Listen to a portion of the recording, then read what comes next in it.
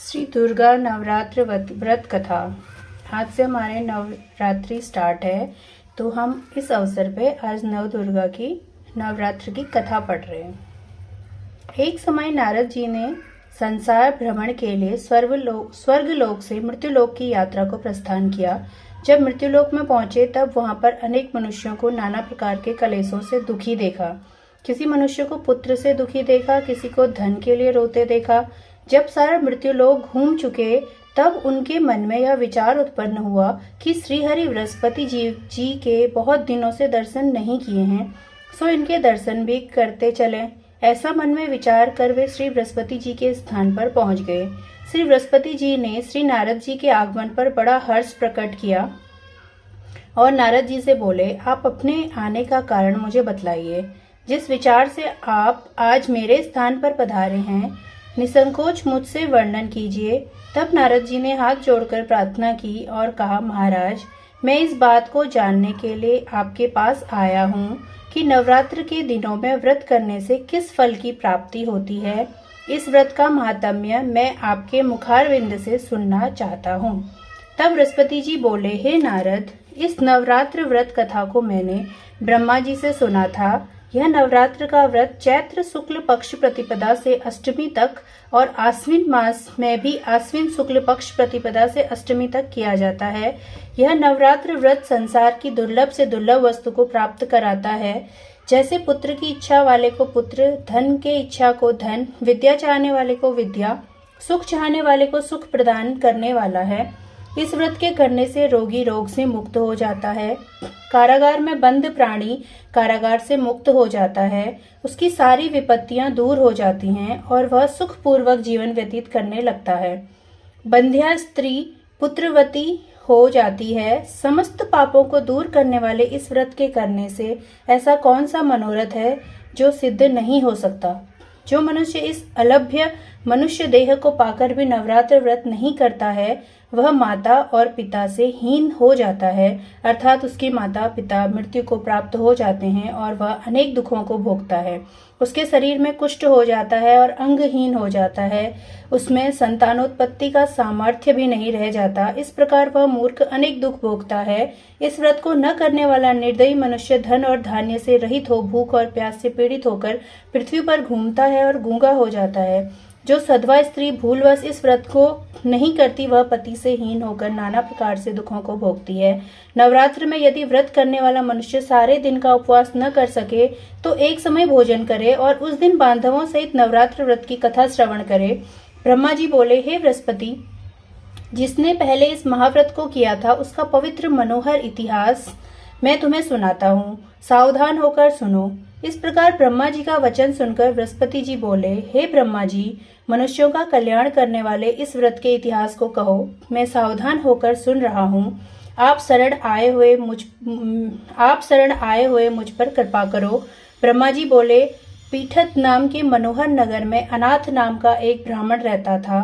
वह भगवती दुर्गा का भक्त था। उसके संपूर्ण सद्गुणों से युक्त मानो ब्रह्मा की सबसे पहली रचना हो ऐसी यथार्थ गुण वाली सुमति नाम की एक अत्यंत सुंदर पुत्री पैदा हुई।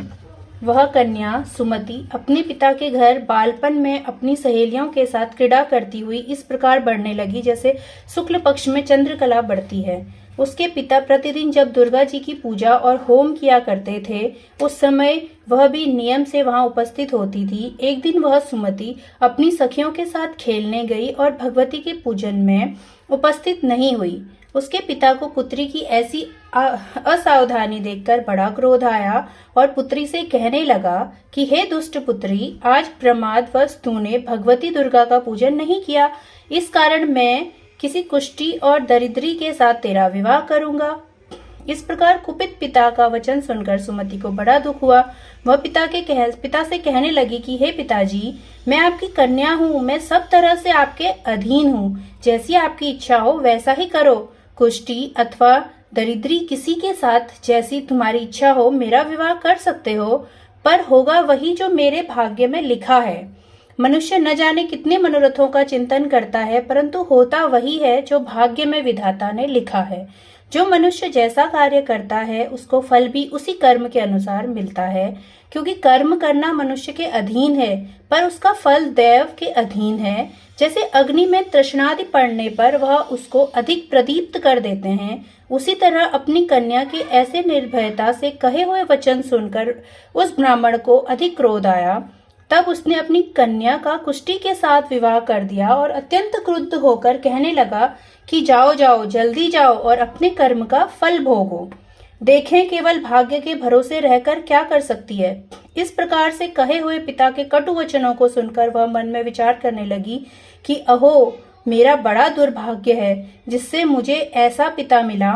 इस तरह अपने दुख का विचार करती हुई वह सुमति अपने पति के साथ वन में चली गई और भयावने कुश कंटक युक्त उस स्थान पर उन्होंने वह रात बड़े कष्ट से व्यतीत की। उस गरीब बालिका की ऐसी दशा देखकर भगवती दुर्गा पूर्व जन्म के पुण्य के प्रभाव से प्रकट होकर सुमति से कहने लगी कि हे दीन ब्राह्मणी, मैं तुझ पर प्रसन्न हूँ, तुम जो चाहो वरदान मांग सकती हो, मैं प्रसन्न होकर वांछित फल को देने वाली हूँ।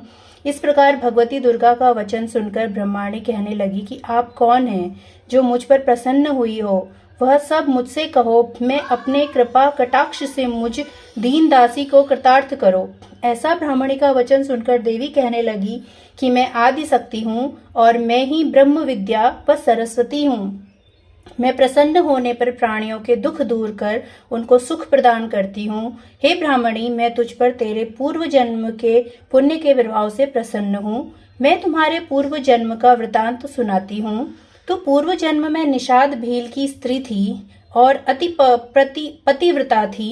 एक दिन तेरे पति निषाद ने चोरी की। चोरी करने के कारण तुम दोनों को सिपाहियों ने पकड़ लिया और ले जाकर कारागार में बंद कर दिया। उन लोगों ने तुझको और तेरे पति को भोजन भी नहीं दिया। इस प्रकार नवरात्र के दिनों में तुमने न तो कुछ खाया और न ही जल पिया, इसलिए 9 दिनों तक नवरात्र का व्रत हो गया। हे ब्राह्मणी, उन दिनों में व्रत हुआ, उस व्रत के प्रभाव से प्रसन्न होकर मैं तुम्हें मनवांछित वर दे रही हूँ। तुम्हारी जो इच्छा सो मांगो।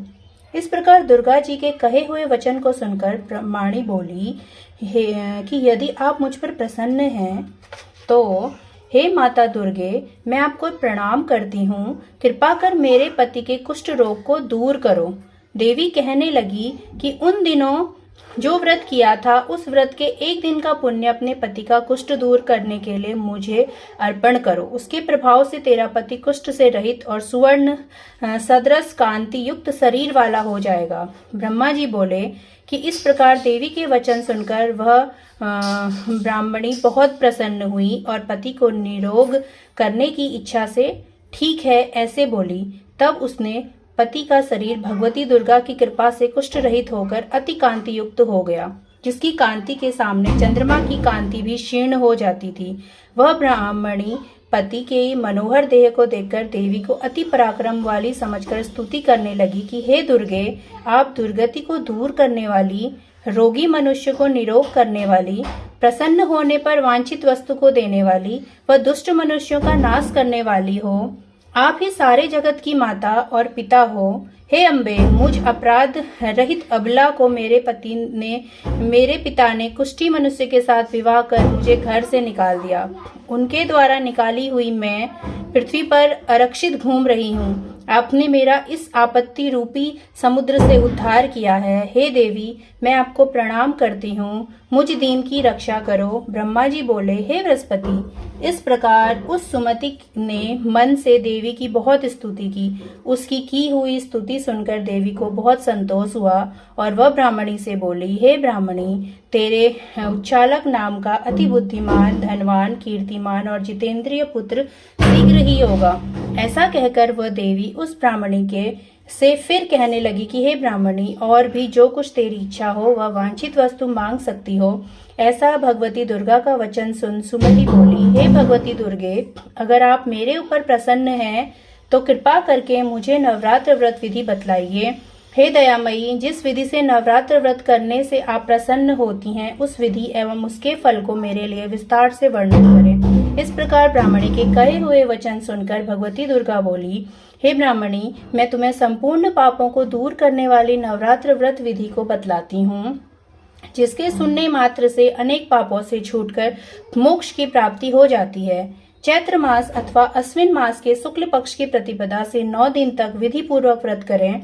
यदि दिन भर का व्रत न कर सकें तो एक समय भोजन करें। किसी विद्वान